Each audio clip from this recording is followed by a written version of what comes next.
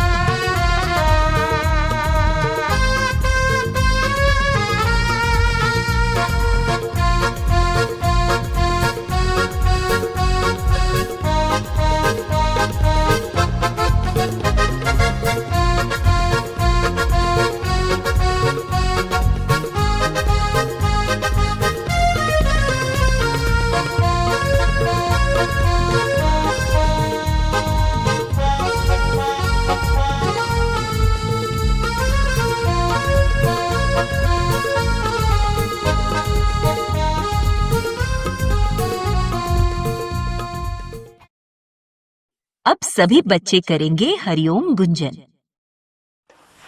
ओंकार मंत्र, गायत्री छंद, परमात्मा ऋषि, अंतर्यामी देवता, ईश्वर प्रीति अर्थे, परमात्मा प्राप्ति अर्थे, परमात्मा आनंद अर्थे, जपे विनियोग। हम परमात्मा की प्रीति के लिए, परमात्मा की प्राप्ति के लिए, परमात्मा के आनंद के लिए इस पवित्र महामंत्र का जप करेंगे।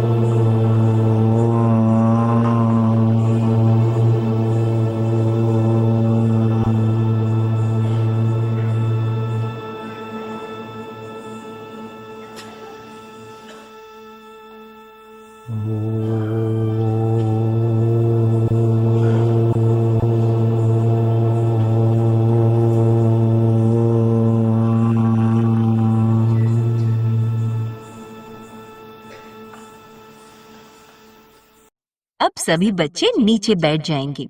दोनों हाथ ज्ञान मुद्रा में, कमर और गर्दन सीधी। फिर अनामिका उंगली से तिलक के स्थान पर स्पर्श करते हुए मंत्र बोलेंगे। ओम गम गणपतये नमः। ओम श्री सरस्वत्ये नमः।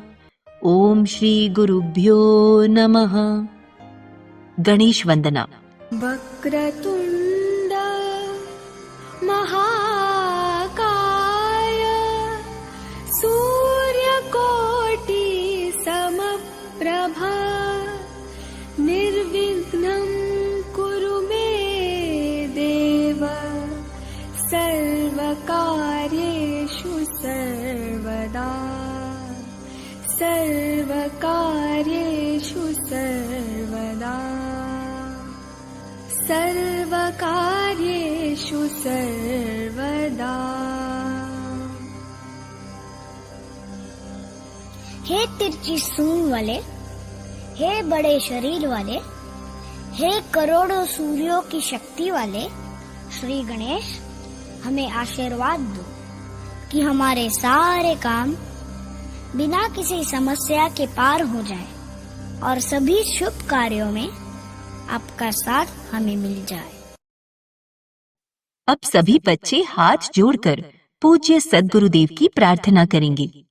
गुरुर्ब्रह्मा गुरुर्विष्णु गुरुर्देवो महेश्वरः गुरुर्साक्षात् परब्रह्म तस्मै श्री गुरवे नमः। ध्यानमूलं गुरुर्मूर्ति पूजामूलं गुरुर्पदं मन्त्रमूलं गुरुर्वाक्यं मोक्षमूलं गुरुर्कृपा। अखण्डमण्डलाकारं व्याप्तं येन चराचरं तत्पदं दर्शितं येन तस्मै श्री गुरवे नमः।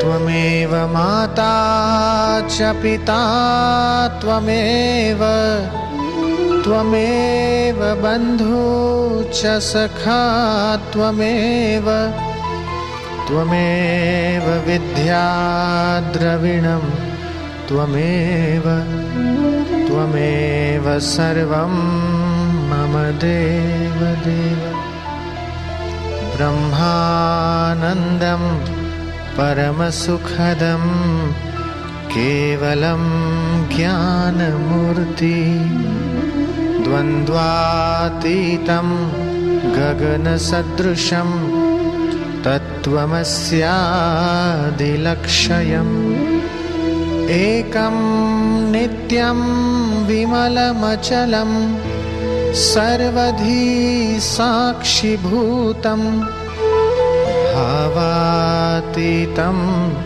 त्रिगुणरहितं सद्गुरुं तं नमामि।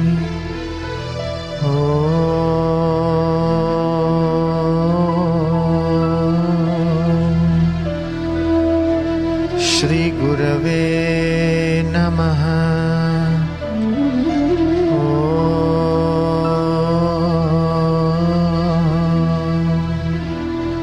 श्री गुरवे नमः। बच्चों, अब हम सब त्राटक करेंगे। त्राटक से हमारी एकाग्रता और याद शक्ति बढ़ती है।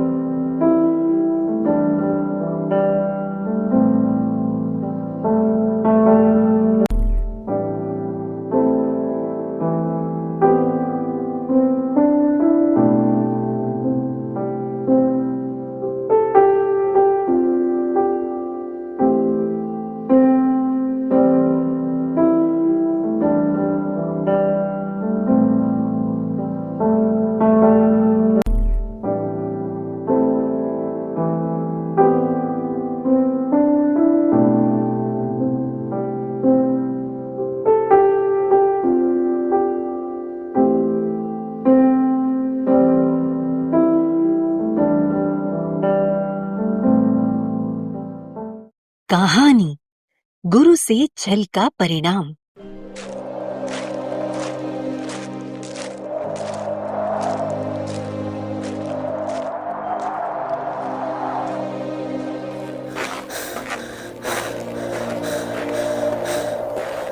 नीलारेपा गुरु का द्वार छोड़कर नंगे पांव रात भर भागता रहा।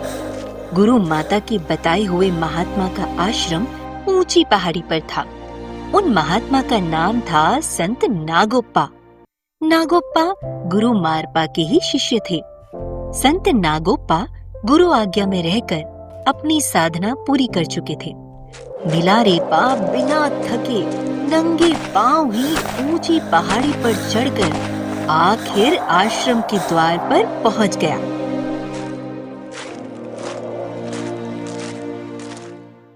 ये कौन हमारे आश्रम द्वार पर आया है? आप लोग ठहरो, मैं पूछकर आता हूँ। आप कौन हो और किस लिए आए हो? मेरा नाम नीलारेपा है और मैं संत नागोप्पा जी से मिलने आया हूँ। क्या? नीलारेपा? अरे ये तो इस सदी का महान तांत्रिक है जिसने तंत्र विद्या से ना जाने कितनों की हत्या कर दी है। आज ये यहाँ क्या करने आया है? भाई, जाकर संत नागोप्पा जी से कहें कि मुझे गुरु मारपा ने भेजा है। गुरु मारपा ने उनके लिए एक पत्र भी भेजा है तथा साथ में वो हार भी दिया है जो गुरु मारपा को उनके गुरुदेव ने दिया था, जिससे संत नागोप्पा जी को विश्वास हो जाए। जी अभी आता हूँ। शिष्य ने हाफते हुए सारी बात महात्मा को बता दी। क्या कहा? मेरे गुरुदेव का संदेश आया है? कहाँ है वो जो मेरे गुरुदेव का संदेश लाया है?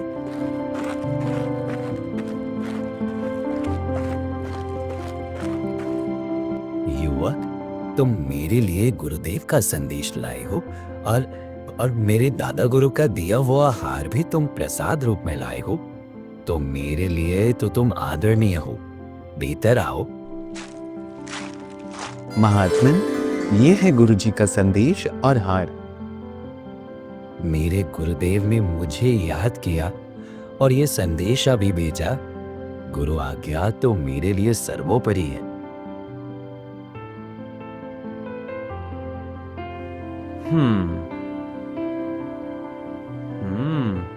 मिलारिपा, इस पत्र में गुरु मारपा ने मुझे तुम्हें आत्मविद्या देने की आज्ञा दी है। ये मेरा सौभाग्य है कि गुरुदेव ने मुझे ये सेवा प्रदान की है। परंतु आत्मविद्या बिना सेवा और समर्पण के फलीभूत नहीं होती है। तुम मुझे पहले अपना समर्पण सिद्ध करो। जी महात्मन, मुझे समर्पण सिद्ध करने के लिए क्या करना होगा? कृपया आज्ञा करें। तुम्हारे पास तंत्र विद्या है, इसलिए तुम मेरे गांव जाओ। वहां कुछ अत्याचारियों ने हमारी जमीनें हड़पी हैं। तुम उनसे मेरी जमीन जायदाद वापस दिलाओ। जो आज्ञा महात्मन। ये कहकर मिलारेपा उसी समय नागोप्पा के गांव की ओर चल पड़ा। मिलारेपा ने वहां पहले गांव और खेतों का निरीक्षण किया। क्यों ना मैं यहाँ पर तंत्र साधनों से तबाही ला दूं, तो ये लोग जगह छोड़कर चले जाएंगे। यहाँ ध्यान देने योग्य बात ये है कि महात्मा ने ये नहीं कहा था कि वहाँ जाकर जीव हत्या करो, परंतु मिलारेपा ने खुद ही तय कर लिया कि वो तबाही लाएगा। तंत्र विद्या प्रयोग के लिए एकांत स्थान चाहिए। तभी उसे एक एकांत सा घर दिखा जहाँ केवल एक बुढ़िया थी। उसने उसी बुढ़िया के घर में शरण ले ली। पूछने पर उसे पता चला कि वो बुढ़िया भी महात्मा नागोप्पा के सत्संग में जाती थी, इसलिए उस बुढ़िया का भी युवक मिलारेपा के प्रति सद्भाव हो गया था। मिलारेपा बुढ़िया के घर में एक कोने में कुछ दिन तक लगातार तप करता रहा। फिर उसने जिस गांव का निरीक्षण किया था, भूमि पर उसका नक्शा बनाया। फिर हाथ में जल लिया और अभिमंत्रित करके उस नक्शे पर छिड़क दिया।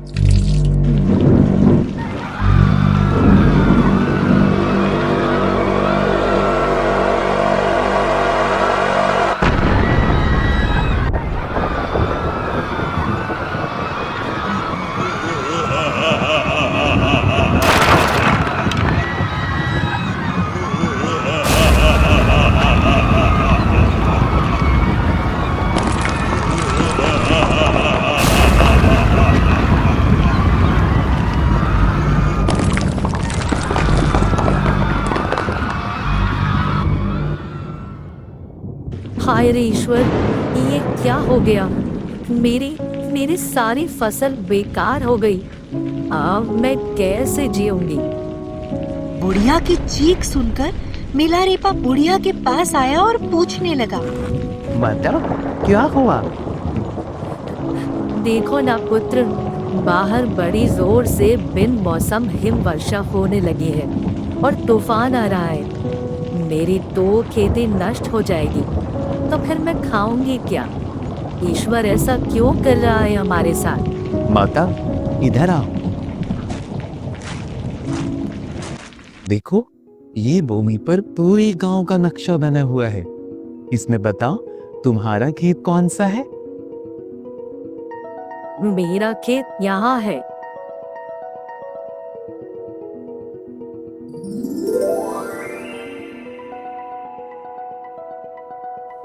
ये जरूर कोई चमत्कारी पुरुष है जो साधना के बल पर मेरे खेतों को बचा रहा है।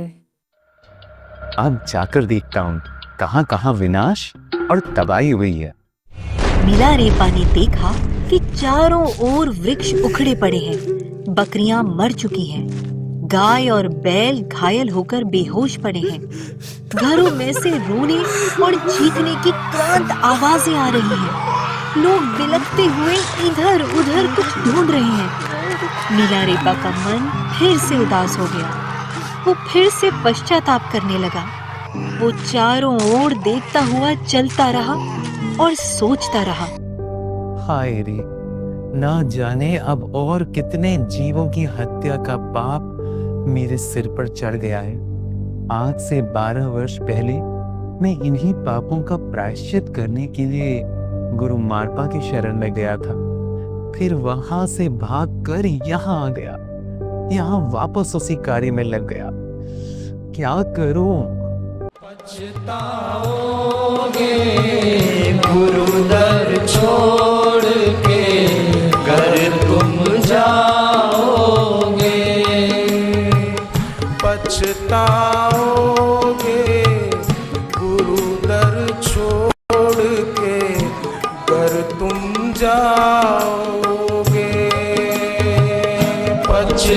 पछताओगे गुरु दर छोड़ के घर तुम जाओगे। हर करनी का समय के रहते फल तुम पाओगे। चलते चलते वो गांव से बाहर निकलकर खेतों की तरफ गया तो देखता है कि सारे खेतों पर बर्फ की मोटी परत जमी हुई है। खेती पूरी तरह नष्ट हो चुकी है। केवल उस बुढ़िया का एक खेत पूरी तरह सुरक्षित था, जिस पर बर्फ नहीं बल्कि फसल लहलहा रही थी।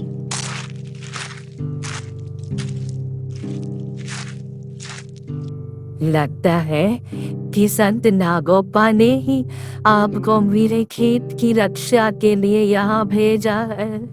मिलारेपा के चेहरे पर कोई खुशी नहीं थी। वो एक ऐसी जगह पे खड़ा था जहाँ एक तरफ बुढ़िया खुशी से झूम रही थी तो दूसरी तरफ सभी गांव वाले अपनी नष्ट हुई खेती को देखकर बिलख बिलख कर रो रहे थे। मिलारेपा बस खड़े खड़े देख रहा है और भीतर ही भीतर पश्चाताप कर रहा है। बच्चों, शक्ति और सामर्थ्य उसी के हाथ में शोभा देता है जो उसका सदुपयोग करना जानता है, और ये गुण सत्संग से ही आता है। पूज्य बापूजी कहते हैं कि जो शिष्य गुरु से छल करता है, उनकी आज्ञा के बिना ही आश्रम छोड़कर जाता है, उसे कहीं सुख नसीब नहीं होता। फिर उसे 84 लाख योनि में भटकना ही पड़ता है। गुरु की आज्ञा में रहने में ही शिष्य का कल्याण है। अब हम गाएंगे मधुर भजन। जी करे रहा है आप पे ये जाने वार दो, जी करे रहा ये जानवार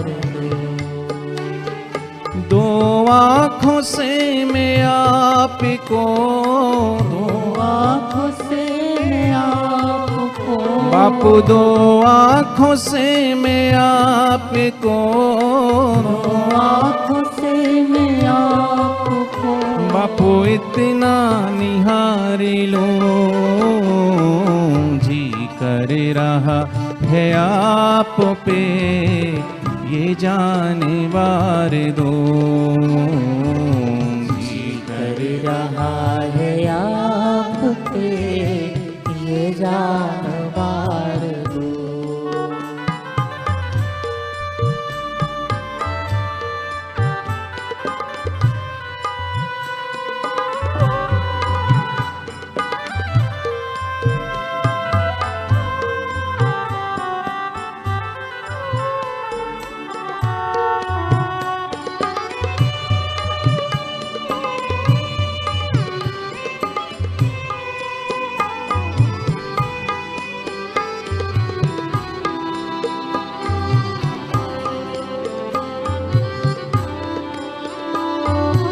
बैठे हैं आप सामने, कैसे नजर हटे। बैठे हैं आप सामने, कैसे नजर हटे। हो बैठे हैं आप सामने, कैसे नजर हटे। बैठे हैं आप सामने, कैसे नजर हटे। तारी पे लब पे आपकी, रोके भी ना रुके।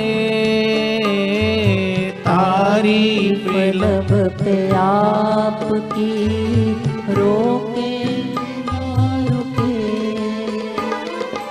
एक टक रहूं निहारता, एक टक रहूं निहारता। बापू एक टक रहूं निहारता। एक टक रहूं निहारता। और सदियां गुजार दो, जी कर रहा है आप पे ये जाने बार दो। जी कर रहा है आप पे ये जानवार दो।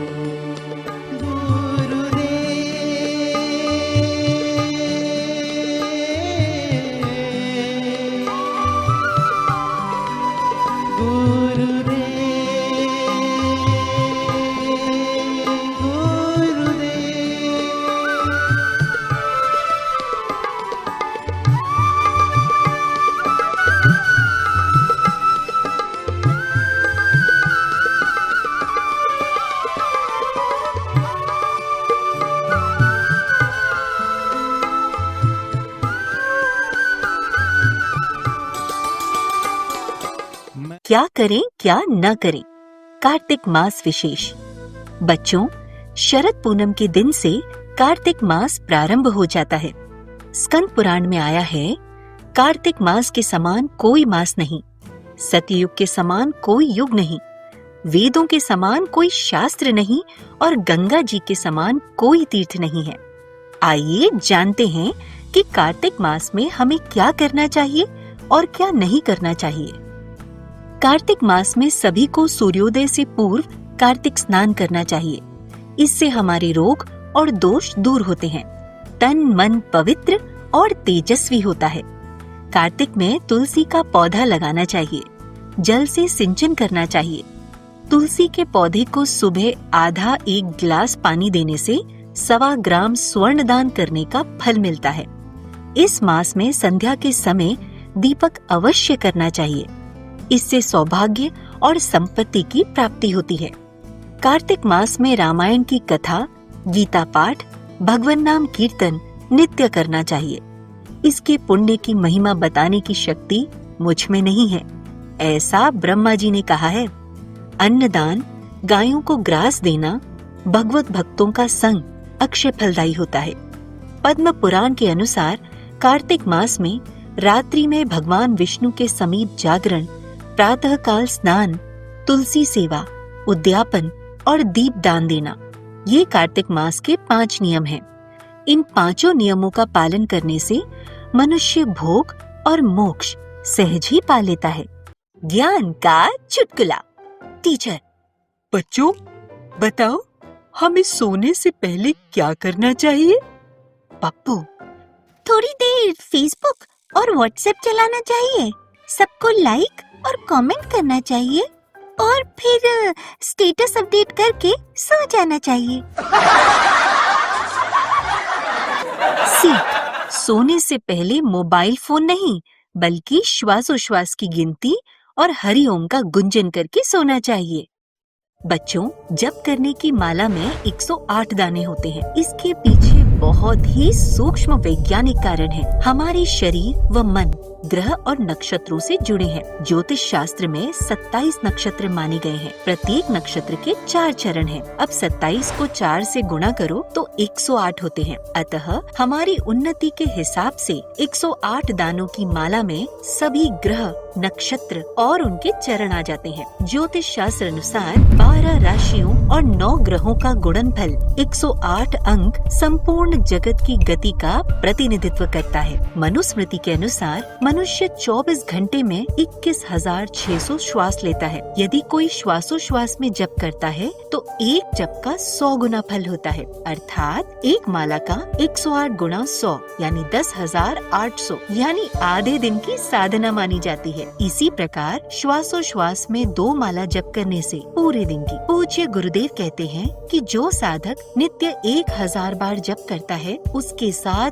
कोई अनिष्ट नहीं होता और 10 माला गुरु मंत्र जपने से 1080 मंत्र का जाप हो जाता है। इससे साधक का आध्यात्मिक पतन नहीं होता है। अतः साधक को प्रतिदिन कम से कम 10 माला गुरु मंत्र जपने का नियम रखना ही चाहिए। अब बारी है ज्ञान विज्ञान प्रतियोगिता की। आपको एक प्रश्न पूछा जाएगा, उत्तर में 4 विकल्प होंगे और आपको 10 सेकंड में सही उत्तर बताना है। प्रश्न है, निम्नलिखित में से कौन सा एक ज्योतिर्लिंग नहीं है? विकल्प हैं बद्रीनाथ, सोमनाथ, केदारनाथ, काशी विश्वनाथ।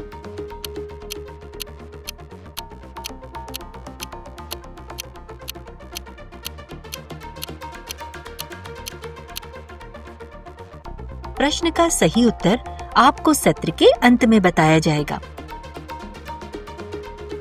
आज की गतिविधि है किस माह में कौन सा त्योहार। बच्चों, नीचे हिंदू सनातन कैलेंडर के अनुसार 12 माह के नाम लिखे हुए हैं और उसके सामने 12 त्योहारों के भी नाम लिखे हुए हैं। आपको ये सही मिलान करना है कि किस माह में कौन सा त्योहार आता है। देखते हैं कौन सबसे पहले सही मिलान करके लाता है। चैत्र, वैशाख, ज्येष्ठ, आषाढ़, श्रावण, भाद्रपद, आश्विन, कार्तिक, मार्गशीर्ष, पौष, माघ, फाल्गुन।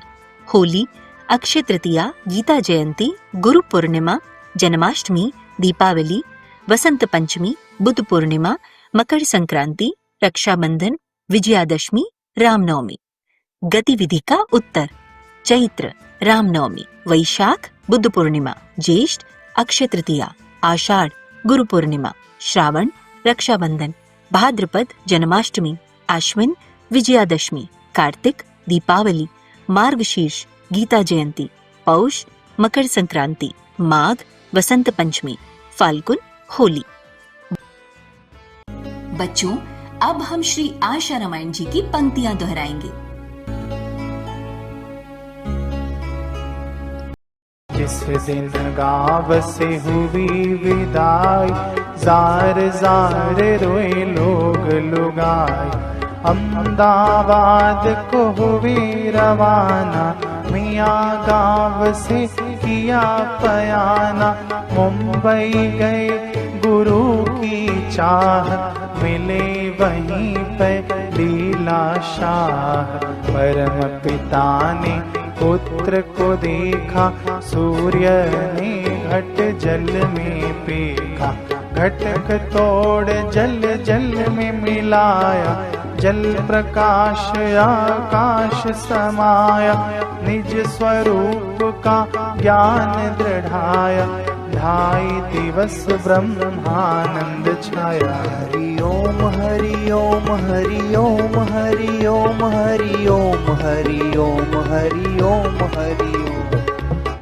अब हम पूज्य बापू जी के श्रीमुख से सत्संग में सुनेंगे महान योगी मिलारेपा की कथा, भाग 3। मिलारेपा ने गुरु को जब आने विनय किया तो गुरु ने कहा, अच्छा ऐसा कर कि ये पर्वत पर सामने जो टेकरी है वहां मेरे पुत्र के लिए अष्टकोणा महल बना। इसमें किसी का सहयोग नहीं ले। अगर तू इतना तो एक मकान बनाने में सफल होगा तो फिर तू योग का खजाना संभालने में भी सफल होगा। ईंट पत्थर अपने आप ढोए और पहाड़ी पर ले जा और महल मकान बनाए। इसमें दूसरे शिष्यों ने 3-4 शिष्यों ने एक शिला उठाई और जो काम की थी वो कोने में लगवाई, नियम में।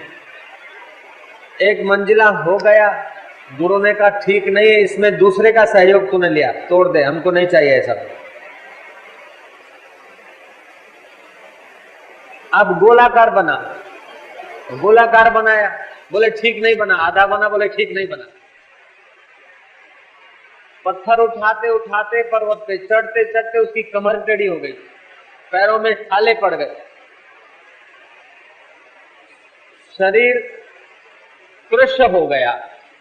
एक रात को भाग जाने को तत्पर हुए। गुरु पत्नी ने कहा मूर्ख, भागने से काम नहीं चलेगा। बोले नहीं, मैं जाऊंगा और आपघात करूंगा। कोई भी दुख का, कोई भी मुसीबत का सॉल्यूशन आपघात नहीं है। आपघात करना बड़ा अपने को घाटे में डालना है। धीरज से उसका रास्ता निकाला जाता है, और पुरुषार्थ और धीरज से ऐसा कोई कार्य नहीं कि जो आदमी न कर सके। इसलिए तेरे गुरु के नाम की मैं चिट्ठी लिख देती हूं, दूसरा एक गुरु है, उसके पास चला जा और वो तुझे योग विद्या सिखा देगा। मिलेरप्पा ने गुरु पत्नी की बात सिरोधार्य की, चिट्ठी लिया, कुछ सौगातें भेंट पूजा ली और गया उसके पास और बोला कि मेरे को अमुक गुरुजी ने भेजा है। हालांकि गुरुजी को पता नहीं था, गुरु पत्नी का मोह था, स्नेह था विशेष। अच्छा, उन्होंने कहा है तो मैं जरूर तुझे दीक्षा दे देता हूं। चिट्ठी भी थी, दीक्षा दे दी और अभ्यास करवाया। अभ्यास करवाया तो सही, लेकिन परिणाम कुछ खाता नहीं था। उसने कहा वो सिद्ध गुरु हैं, उनकी कृपा से तो मैं योग में सिद्ध हुआ, और मैंने तेरे को दीक्षा देकर अपने देखते देखते अभ्यास कराया और तू सिद्धि को प्राप्त नहीं हो रहा है। सच बता, कुछ न कुछ गुरु का तेरे पर रोष है। ये चिट्ठी सचमुच में गुरु ने लिखी है या और कुछ गड़बड़ है? ये भेंट तू अपनी लाया है या कोई गड़बड़ की चीज है? सच बता। उसने कहा इसी तरह गुरु पत्नी ने गुरुद्वार से चुरा के दे दी स्नेहवश, और गुरु जी तो नाराज थे, मैं भाग के आया। बोले गुरु से भाग कर तू 14 भुवनों में जाए तभी भी सफलता नहीं होगी। शिव जी नाराज हो जाए तो गुरु की शरण है, लेकिन गुरु जी नाराज हो जाए शिव भी शरण नहीं देते। गुरु गीता में भी तो लिखा है, कबीरा वे नर अंध हैं, हरि को कहते और गुरु को कहते और, हरि रूठे गुरु ठौर है, गुरु रूठे नहीं ठौर। ये तो मेरे को भी तुमने पाप में डाल दिया, मैंने उन्हीं से दीक्षा पाई थी, वो तो मेरे गुरु है।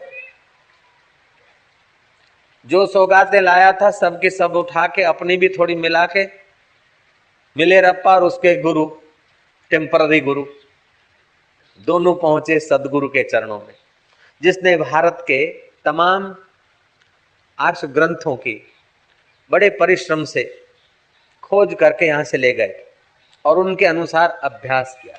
एकांतवासो लघु भोजन आदव करके चित्त के प्रसाद को पाया था। ऐसी संस्कृति है आपकी, ऐसा प्रसाद है सनातन धर्म का। महाराज जब सौगातें धरी गई, पश्चाताप से भरकर मिलेरप्पा रोए और उस गुरु ने भी अपनी गलती व्यक्त करते हुए क्षमा याचना की। तो गुरु ने कहा मूर्खो, ये तो सब ले आया, लेकिन वो लंगड़ी बकरी जो पड़ी है तुम्हारे घर, वो तुम्हारे बाप की थोड़ी है। तू तन मन धन अर्पण करता और बकरी किसके लिए रखता है? फिर रणछोड़दास जी महाराज हो गए, वो कहते तन मन धन गुरु को अर्पण। ऐसा कहने वाले तो बहुत लोग होते हैं और आंशिक कुछ कुछ अर्पण करने वाले तो होते हैं, लेकिन जो सचमुच तन मन धन ईमानदारी से अर्पण कर देता है तो तत्वज्ञान होने में उसको देर भी तो नहीं होती।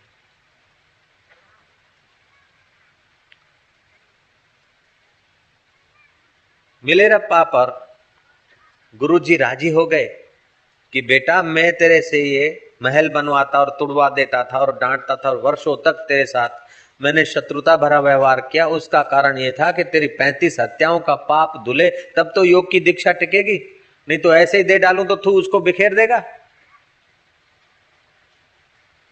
तेरी माँ मतलब गुरु पत्नी जो थी वो तो तेरी प्रशंसा करती थी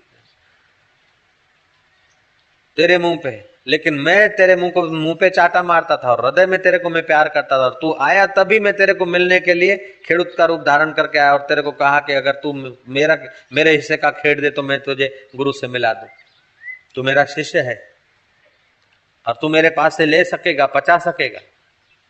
उसको बड़ा हर्ष हुआ। फिर गुरु ने योग की दीक्षा दी। मिलारेप्पा भी कोई साधारण व्यक्ति नहीं। आज बैठा तो बैठा एकांत में, सिर पर दिया जला हुआ रख के योग का अभ्यास करे। जरा सा इधर उधर हो जाए तो दिया गिर जाए ना। जला हुआ दिया रख के एक बार तो बैठा 11 महीने तक बैठा और उसको ऐसी अनुभूतियां हुई, ऐसा सामर्थ्य और शक्तियां और लोकांतर की अनुभूतियां और राज खुलने लगे कि उतना गुरु को भी अनुभव नहीं हुआ। हमेशा गुरु और पिता शिष्य को और पुत्र को अपने से ऊंचा देखकर खुश होते हैं। औरों को तो पिता हराता है, औरों को तो गुरु हरा दे, लेकिन शिष्य के आगे अथवा पुत्र के आगे पिता अपनी हार देखकर प्रसन्न होता है कि मेरे से वो सवाया हो गया, अच्छी बात। नेता में ये गुण नहीं होता। कोई भी नेता अपनी कुर्सी से अपने फॉलोअर्स को ऊपर नहीं देख सकता। कोई भी ऑफिसर अपने से अपने नीचे वाले को देखने में संतुष्ट नहीं होगा, लेकिन पिता, माता और गुरु अपने पुत्रों को अपने से ऊपर देखने में प्रसन्न होते हैं। फिर मिलारेप्पा को कहा, बेटा अब जा हिमालय की एकांत शांत कंदरा और अभ्यास कर। और अभ्यास किया और उसने रिद्धियां सिद्धियां आई, देवी देवता आने लगे। देवता लोग उनके दर्शन को आए, यक्ष गंधर्व किन्नर उसकी प्रशंसा करने लग जाए। देखा ये कीर्ति है, कीर्ति की भी जरूरत नहीं है। ऐसा हो जो सोचे वो होने लग जाए। फिर भी देखा कि ये भी मन शरीर तक है, रिद्धि सिद्धियां भी अंतःकरण का धर्म है, इससे भी पार है। मुझे तो बोध को पाना है, मुझे तो चित्त के प्रसाद को पाना है, मुझे तो आत्म साक्षात्कार करना है।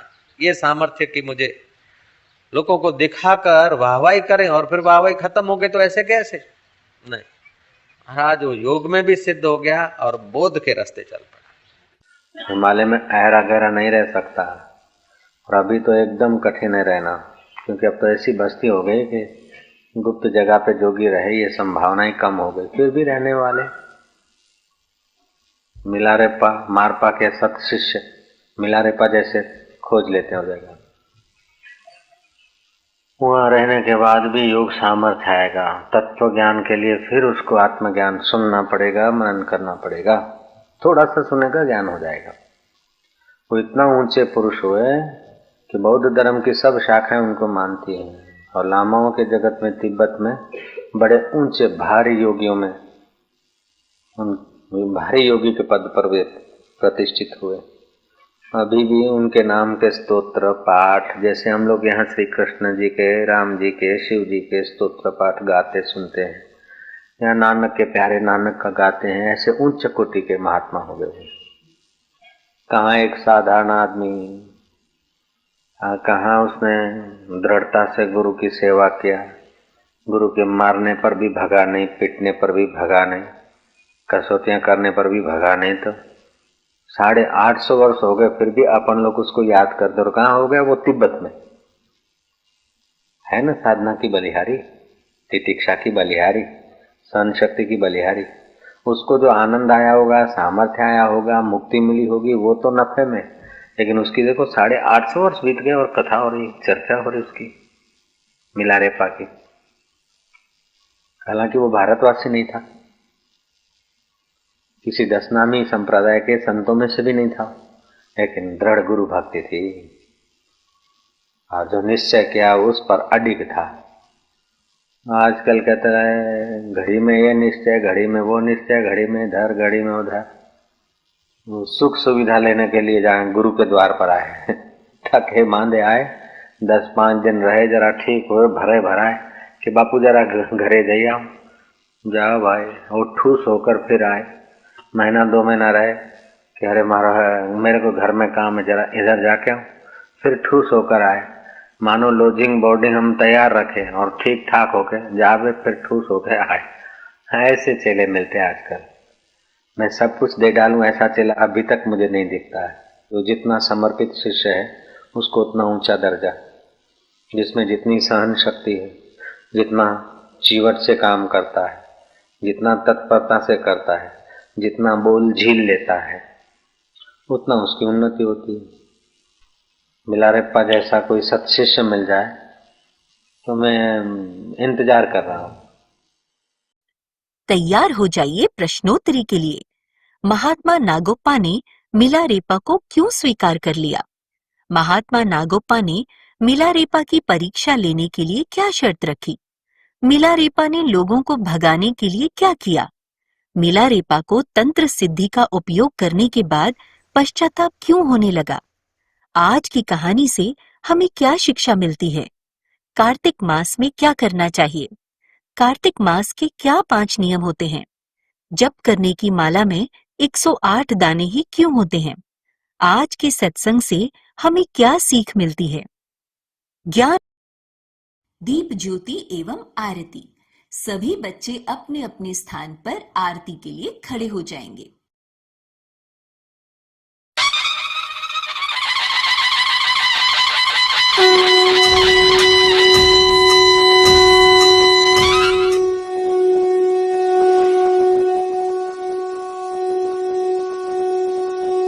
शुभं करोति कल्याणं आरोग्यं सुख संपदा शत्रुबुद्धि विनाशाय दीपज्योति नमोस्तुते। दीपज्योति परब्रह्म दीपज्योति जनार्दन दीपो हरतु मे पापं संध्या दीपो नमोस्तुते।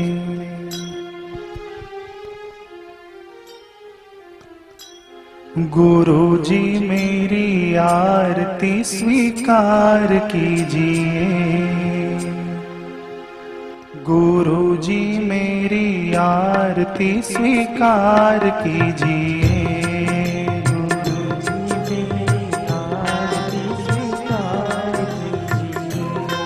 चरणों में हम पड़े हैं उद्धार कीजिए। चरणों में हम पड़े हैं उद्धार कीजिए। गुरु जी मेरी आरती स्वीकार कीजिए। गुरु जी मेरी आरती स्वीकार कीजिए। नैनों के दीपक में संजोए भक्ति भाव की बाती।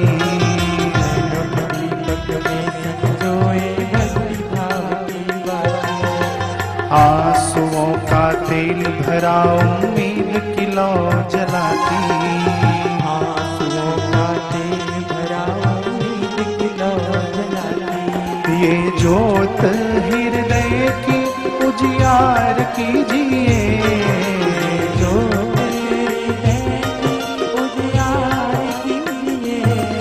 गुरु जी मेरी आरती स्वीकार कीजिए। गुरु जी मेरी आरती स्वीकार कीजिए। तरस रही अखियां व्यथित हुआ मन।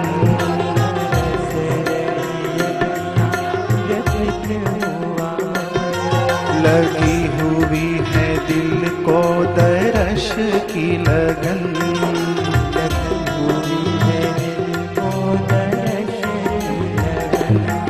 अब देखे शीघ्र दर्शन कृतार्थ कीजिए।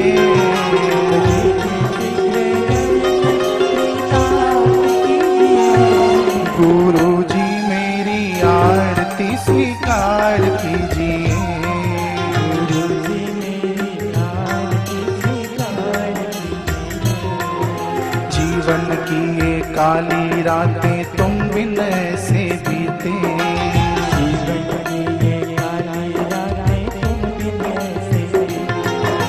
चांद दर्श बिना चातक जैसे रह रीत की रीते।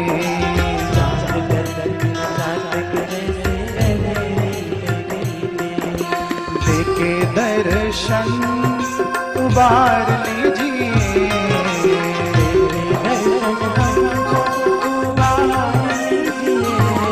गुरु जी मेरी आरती स्वीकार कीजिए।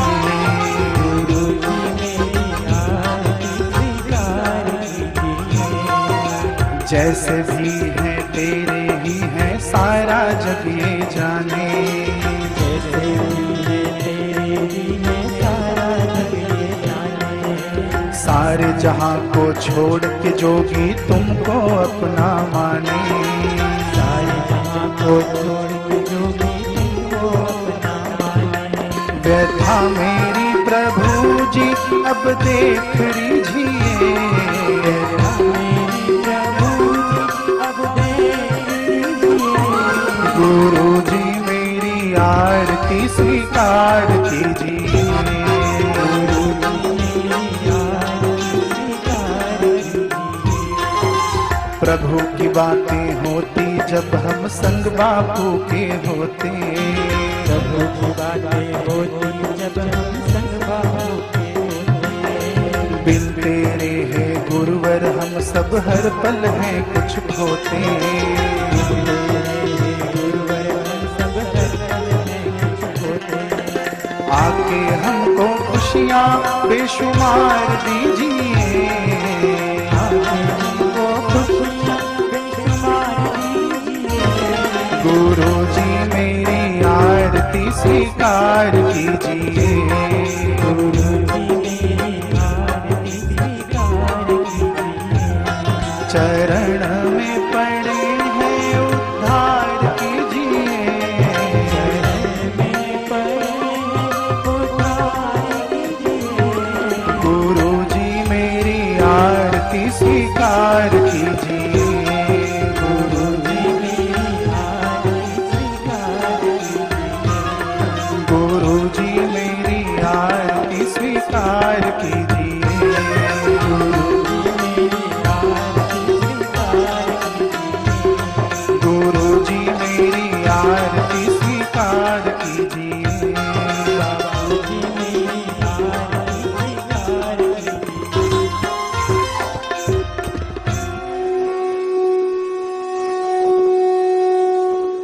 स्वामी मोहे ना विसारियो चाहे लाख लोग मिल जाए। हम सम तुमको बहुत हैं तुम सम हमको नाही। दीन दयाल को विनती सुनो गरीब नवाज। जो हम पूत कपूत हैं तो है पिता तेरी लाज। हरि हरि ओम।